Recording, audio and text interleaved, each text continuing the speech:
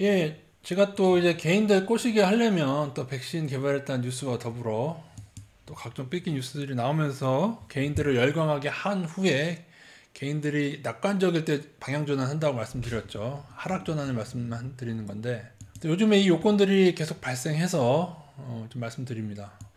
요즘에 백신 개발 뉴스가 있지요.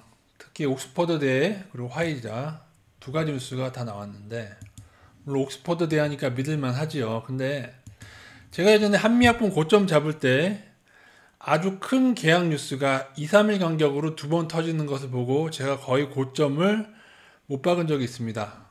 허위거나 과장된 계약 체결 뉴스일 거다라는 말씀을 드린 적이 있는데 이번 뉴스도 화이자랑 옥스퍼드 두 가지에서 터졌어요. 그래도 옥스퍼드 쪽은 조금 신빙성이 있을 수 있죠.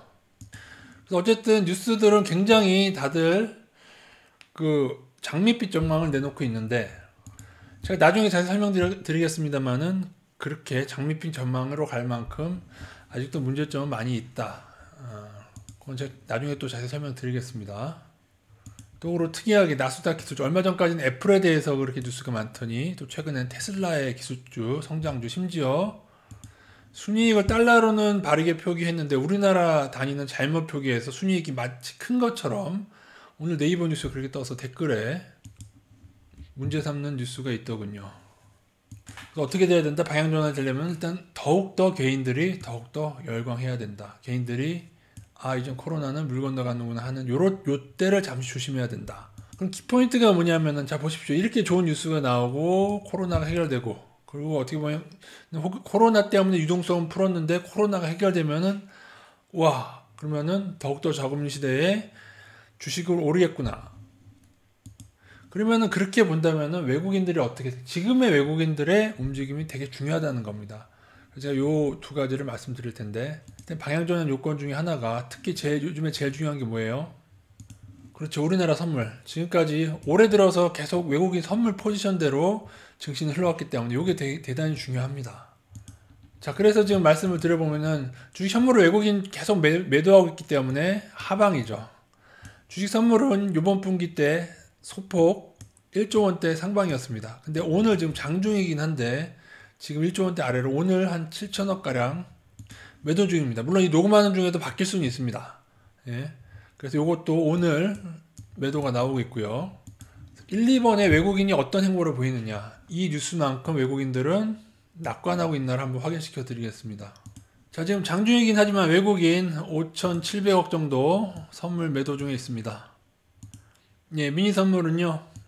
2,600억대 매도해서 7천억대 매도가 나오고 있습니다. 요거 반드시 체크하시고 단 그럼에도 아직 외국인이 매도 우위는 아니다. 누적으로.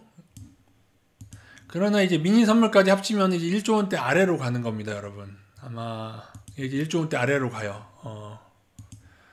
자, 백신이 발표된 날, 그날 외국인들은 코스피 매수였습니다. 낙관하고 있다면은 어제와 오늘도 그저께 말고 어제와 오늘도 매수를 했어야 되는데 어제와 오늘은 뜨뜻미지근하죠. 오히려 이게 매도로 나가게 되면은 합쳐서 3천억 매수뿐이 안 됩니다.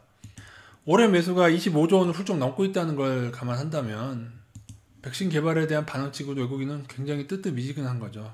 그나마 백신 뉴스가 나온 날 매수해서 지수를 끌어올렸고요. 그 다음에 선물도 그날은 또 선물도 매수를 했습니다. 선물도 매수를 했는데 그저께죠.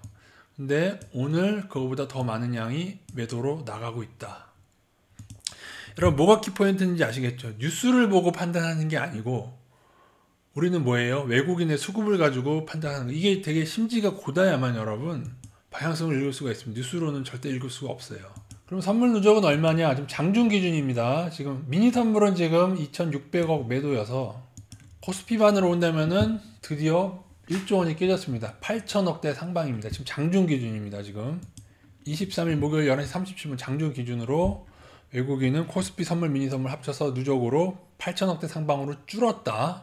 그럼 체크를 해보자. 이거는 계속 안 좋고 그나마 요거는 그나마 뭐 많이 예전보다는 많이 상방도 아니었죠. 1조 원대 상방이었다가 1조 원대 아래로 더 떨어졌다.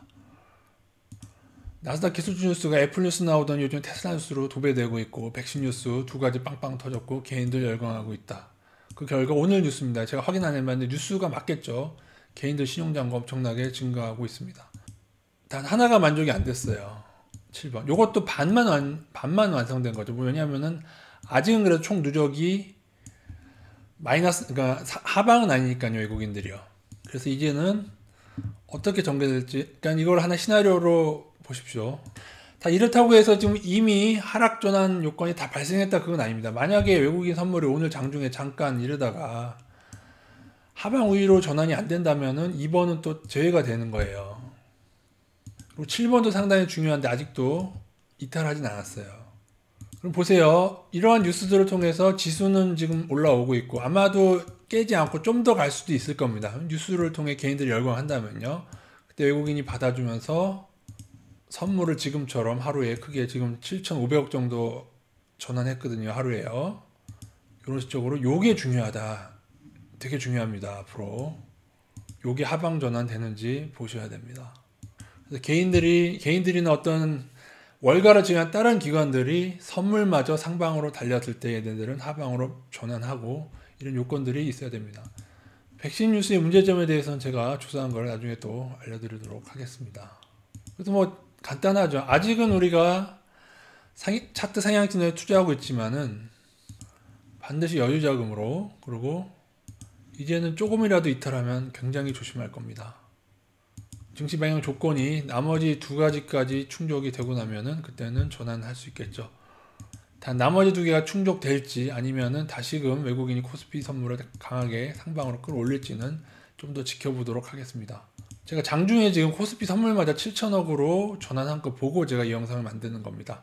이거는 이제 반절은 이렇게 돌아서고 있다. 반절이에요. 반절. 단은 아니고. 그래서 이 이평선을 매우 타이트하게 대응할 예정입니다. 이게 외국인 상향 전환하지 않는 이상에는요.